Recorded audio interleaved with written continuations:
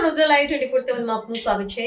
શિનોર તાલુકાના માલસર મુકામે આવેલ પંચમુખી હનુમાનજી મંદિર ખાતે શિનોર તાલુકા નિવૃત્ત પેન્શન મંડળની સામાન્ય સભા યોજાઈ।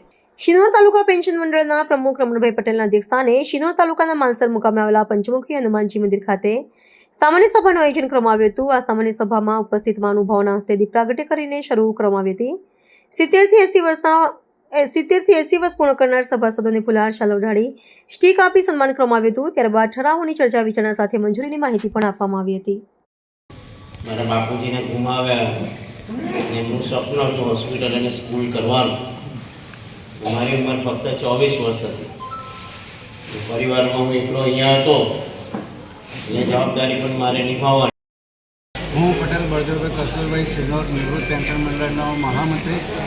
આજ રોજ 19/2/26ના દિવસે પંચમુખી હનુમાનજી મંદિર માલસર ખાતે રમણભાઈ છતુભાઈ પટેલના પ્રમુખ સ્થાને સાધારણ સભા યોજવામાં આવી। તેમાં જિલ્લામાંથી ઠાકોર કાકા, પાદરા, શિનોર, ડભોઈ, કરજણ, વાઘોડિયા વગેરેના પ્રમુખો પણ બધા હોળી સભામાં હાજર રહ્યા।